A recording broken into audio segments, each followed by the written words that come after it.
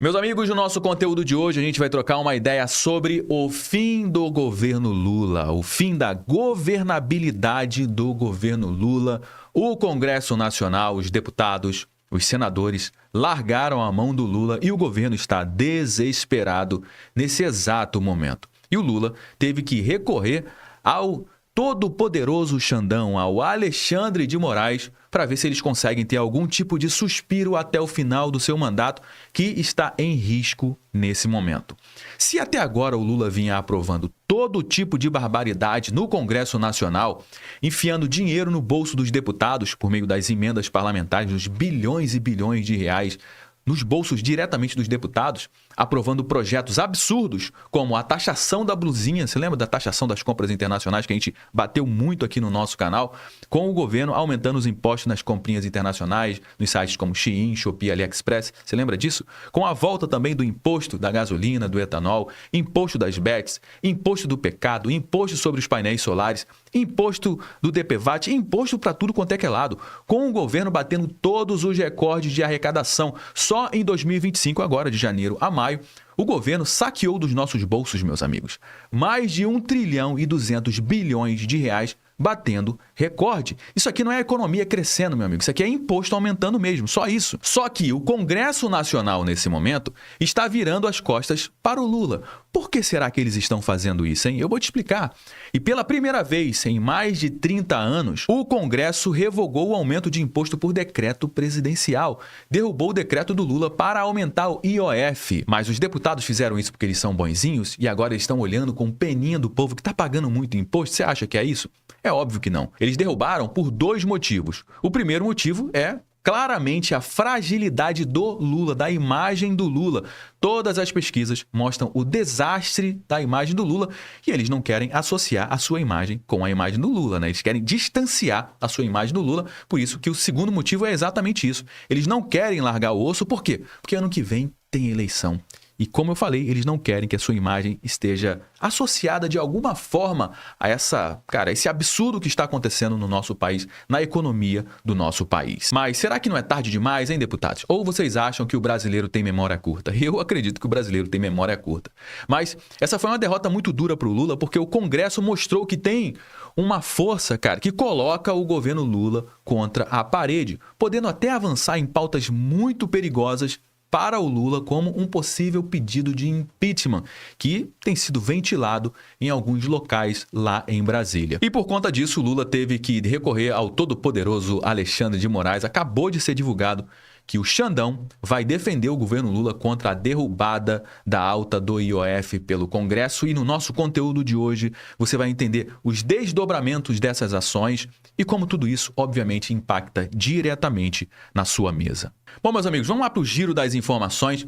O que está por trás dessa derrubada do IOF, com o STF entrando na briga a favor do aumento do imposto, não tem nada a ver com o imposto em si. Porque o imposto, o governo vai lá, cria um outro projeto, derruba alguns benefícios, né? Derruba uma isenção fiscal aqui, outra ali, e ele consegue arrecadar mais porque o que está por trás dessa narrativa é que o governo precisa equilibrar as contas públicas. Mas se o IOF foi derrubado pelo Congresso, paciência, vamos trazer um outro projeto, vamos derrubar uma isenção aqui, outra ali, que não precisa passar pelo Congresso, a gente consegue arrecadar mais e equilibrar as contas públicas. Mas o que chamou a atenção do governo foi justamente o Congresso ter peitado o governo Lula, ter peitado o Lula, o decreto do Lula e pior, ter ganhado. Há mais de 30 anos, o Congresso não derrubava um projeto, por decreto do presidente para aumentar imposto. E governo nenhum, meu amigo, fica confortável com um Congresso forte demais. Nessa matéria, que acabou de sair no dia 1º de julho de 2025 em todos os portais, o governo vai recorrer na justiça contra a derrubada do IOF, diz a Advocacia Geral da União. O Congresso aprovou a derrubada do aumento do IOF, imposto sobre empréstimos e operações de câmbio, que impacta diretamente o bolso tanto da população população brasileira, dos consumidores em geral, como também das empresas. Sem a alta do imposto, o governo terá de anunciar um novo bloqueio ou um novo corte de gasto, eles não vão cortar gasto mesmo, a gente já sabe disso, ou o aumento da arrecadação, provavelmente eles vão seguir por esse caminho, para equilibrar as contas públicas e buscar a meta fiscal desse ano, que todo mundo já está careca de saber que eles não vão conseguir bater essa meta fiscal. Essa matéria, que também acabou de sair aqui na Gazeta do Povo, diz que Lula reforça a dependência do STF para governar e tensão com o Congresso cresce. E tá lá o Lula junto com Alexandre de Moraes. A decisão do governo do presidente Luiz Inácio Lula da Silva de recorrer ao Supremo Tribunal Federal para tentar validar o decreto presidencial sobre o aumento de imposto sobre as operações financeiras reforça a dependência de que o executivo tem do judiciário, ou seja, depende do judiciário para governar. A ação fez a relação com o Congresso se deteriorar, com a oposição declarando guerra ao governo e o presidente da Câmara, o Hugo Mota, evitando responder tentativas de contatos líderes governistas. E a Advocacia Geral da União anunciou a intenção de recorrer ao STF para manter a alta do imposto que havia sido derrubada pelo Congresso na semana passada. O cientista político, o Paulo Kramer, enxerga na manobra da AGU mais uma evidência da dependência crescente do governo em relação ao judiciário. Abre aspas para o Kramer: na medida em que a popularidade do governo se desidrata, sua dependência em relação ao STF só aumenta. E, obviamente, o Congresso entendeu esse recado, entendeu que a popularidade do Lula tá, se deteriorando a cada dia que passa e eles não querem vincular a sua imagem de forma alguma ao Lula. E tudo que vier de projeto do Lula, principalmente de aumentar imposto, eles vão barrar. A oposição ao governo, obviamente, classificou a ação como uma afronta inaceitável e agora trabalha para promover um isolamento ainda maior dos governistas no Congresso, ou seja, mais lenha nessa fogueira. Abre aspas para o líder da oposição na Câmara. Trata-se de mais uma tentativa autoritária do governo Lula de judicializar um tema eminentemente político, tentando impor pela força do judiciário aquilo que perdeu no voto, de forma ampla e transparente dentro da Casa do Povo. Ao fazer isso, o governo declara guerra ao Congresso Nacional, disse o deputado Luciano Zucco, do PL, líder da oposição na Câmara. Uma coisa é certa, meu amigo, quando os três poderes estão brigando entre si, significa que é algo positivo para a nossa população. Agora, como estava antes, com meio que um complô com o executivo, o judiciário e o legislativo de mãos dadas para ferrar com a população brasileira, deixando a economia brasileira chegar no momento que chegou hoje, uma economia quebrada, com juros nas alturas, com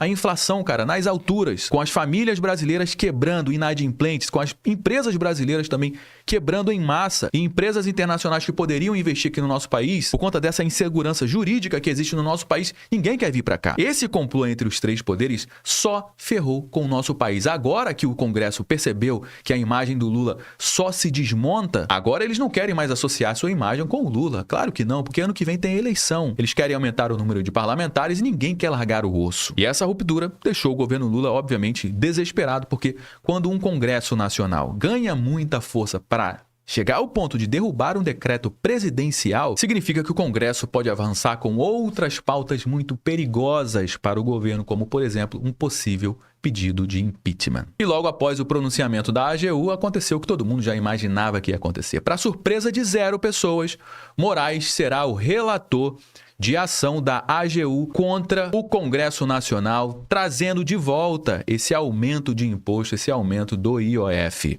O processo foi enviado automaticamente para o gabinete do ministro, porque ele já é relator de outras 2 ações sobre o tema. Ou seja, o Alexandre de Moraes entrando para atuar aqui ao lado do governo, a favor do governo, para aumentar os impostos numa discussão que deveria estar acontecendo nesse momento, justamente no Congresso Nacional. Se o Congresso Nacional disse que esse projeto para aumentar o IOF vai prejudicar a vida da economia do nosso país, das famílias brasileiras, o Lula deveria ter acatado, buscado uma nova alternativa para levar novamente para o Congresso debater, e se o Congresso aprovar, aí sim entrar em vigor com a assinatura presidencial. Agora, o que tem acontecido recorrentemente é justamente essa parceria do governo Lula com o judiciário. O próprio presidente da OAB, a Ordem dos Advogados do Brasil de São Paulo, ela falou exatamente isso. O lugar do IOF ser discutido não é no Supremo, diz o presidente da OAB de São Paulo. Leonardo Sica defende que, embora a Constituição Federal permita que o STF atue na discussão do imposto, ela prevê também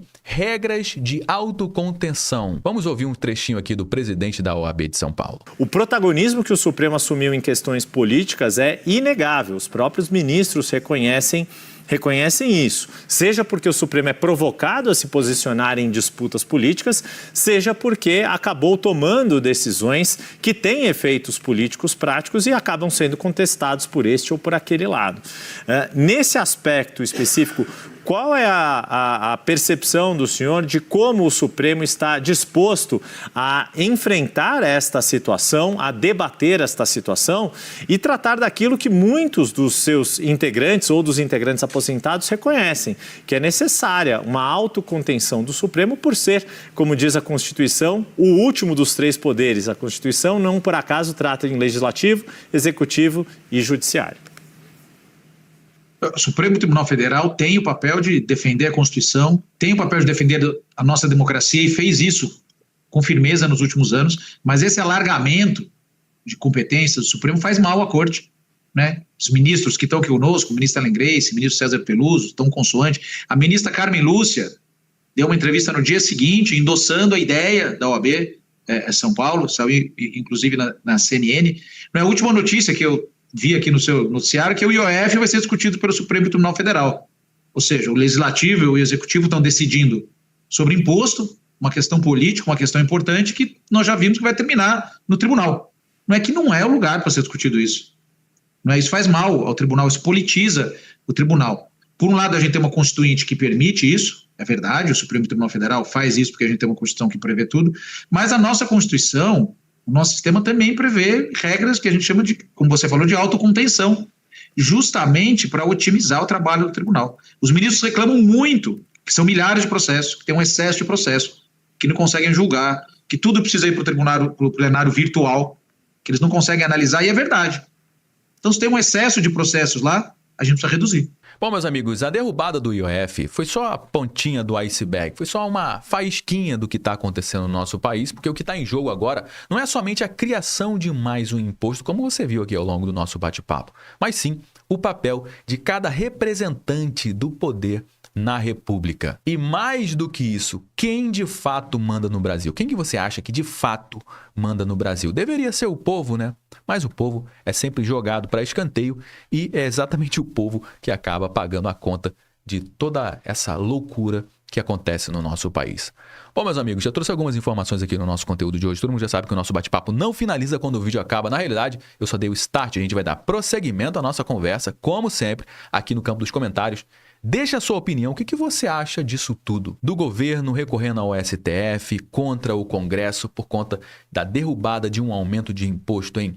Deixa a sua participação aqui no campo dos comentários, que é extremamente importante para dar corpo para a nossa conversa, enquanto a gente ainda tem canal aberto aqui livremente na internet. É extremamente importante você compartilhar esse conteúdo com mais pessoas, afinal de contas, o que a gente trouxe aqui você não vai ver sendo divulgado amplamente na grande mídia, meu amigo. Você pode ter certeza disso. Então faz o seguinte, compartilhe esse conteúdo com pelo menos uma pessoa que você conheça ou um grupo que você participa do WhatsApp, se você gostou do nosso conteúdo. Deixe seu like. Aproveite para se inscrever aqui no nosso canal e ativar o sininho. Eu me chamo Josué Aragão, um grande abraço e a gente se vê agora no nosso próximo conteúdo.